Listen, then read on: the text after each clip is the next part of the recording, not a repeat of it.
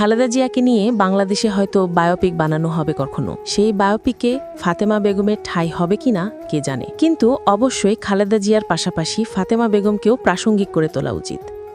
মানুষের মাঝে ফাতেমার গল্পটাও তুলে ধরা উচিত। কিভাবে ভোলা থেকে আসা এক নিম্নবিত্ত তরুণী স্বামীহারা এক নারী হয়ে উঠেছিলেন দেশের সাবেক একজন প্রধানমন্ত্রীর বিশ্বস্ত সহচর। খালেদা জিয়ার একটা ছবি আছে। 2014 সালের একপাক্ষিক নির্বাচনের আগে বিএনপির মার্চ ফর ডেমোক্রেসি কর্মসূচি চলছে। তখন প্রশাসনের তরফ থেকে বালুর ট্রাক দিয়ে তার গুলশানের বাসার সামনে প্রতিবন্ধকতা তৈরি করা হলো। পল্টনে জনসভায় যাওয়ার জন্য খালেদা জিয়া বাসা থেকে বের হবেন, কিন্তু তাকে বাসা থেকেই বের হতে দেবে না পুলিশ। তখন খালেদা জিয়ার সঙ্গে থাকা বিএনপি নেতাকর্মীদের সাথে বাসার গেটে কয়েক দফা ধস্তাধস্তি হয় পুলিশের। খালেদা জিয়া সেই পরিস্থিতিতেই সাংবাদিকদের সঙ্গে কথা বলেছিলেন। তখন তার পাশে ছায়ার মতো দাঁড়িয়েছিলেন ফাতেমা বেগম।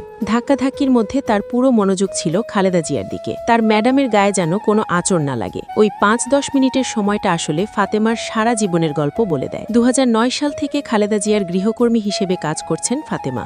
বিয়ের কয়েক বছরের মাথায় স্বামীকে হারিয়ে 2 সন্তানের এই জননী ঢাকায় এসেছিলেন কাজের খোঁজে। ঠাঁই হয়েছিল বিএনপি চেয়ারপারসন এবং তৎকালীন বিরোধী দলীয় নেত্রীর বাসায়। সেই থেকে শুরু করে এবছরের নভেম্বরে খালেদা জিয়া অসুস্থ হয়ে হাসপাতালে ভর্তি হওয়ার আগে পর্যন্ত গত 16 বছর ধরে তিনি ছিলেন খালেদার ছায়াসঙ্গী। খালেদা যখন সুস্থ ছিলেন তখন ফাতেমা ছিলেন তার পাশে। খালেদা যখন জেলখানায় গিয়েছেন তখনও তিনি স্বেচ্ছায় কারাবরণ করে নিয়েছিলেন, বেছে নিয়েছিলেন বন্দি জীবন। এমনকি কোভিড প্যান্ডেমিকের সময় খালেদা জিয়া যখন করোনায় আক্রান্ত হয়েছেন তখনও ফাতেমা নিজের জীবনের রিস্ক জেনেও তাকে ছেড়ে যাননি, এক মনে সেবা করে গেছেন। আবার এবছর খালেদা যখন লন্ডনে চিকিৎসার জন্য গেছেন ফাতেমা তখনও ছিলেন তার পাশে। খালেদা জিয়ার জন্য তিনি মুক্ত আকাশ ছেড়ে 4 দেয়ালের ভেতরে স্বেচ্ছা কারাবরণকে বেছে নিয়েছিলেন। এই ত্যাগটাকে আপনি বেতন বা টাকার অঙ্ক দিয়ে মাপতে পারবেন না কোনোভাবেই। আজকে তারেক রহমান তার মাকে হারিয়েছেন। রাজনৈতিক দল হিসেবে বিএনপি তার সবচেয়ে বড় নেতাকে হারিয়েছে। দেশের মানুষ হারিয়েছে আপোষহীন এক নেত্রীকে। ফাতেমা বেগম কি হারিয়েছেন সেই খোঁজটা কেউ হয়তো রাখবে না আজ। ফাতেমা নিজেও হয়তো তার শূন্যতার কথা বলতে যাবেন না কাউকে, কারণ ফাতেমা বেগমরা স্বজন হারানোর বেদনাকে বিক্রি করতে পারেন না। তাদের বেদনা ভীষণ ব্যক্তিগত। গত 16-17 বছরে খালেদা জিয়া অনেক দুঃসময় বাড়ি দিয়েছেন।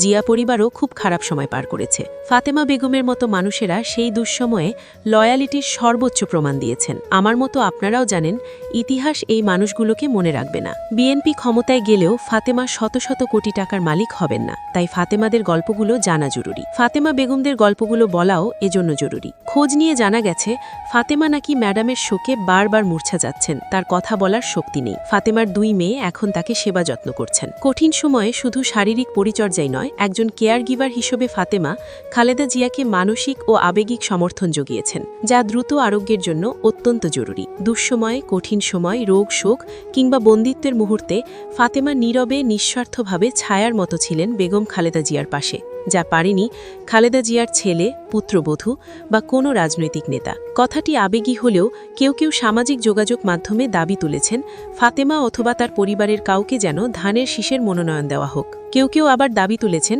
ফাতেমার জন্য এমন কোনো ব্যবস্থা যেন তারেক রহমান করেন যাতে বাকি জীবন আরামে কাটাতে পারেন ফাতেমা।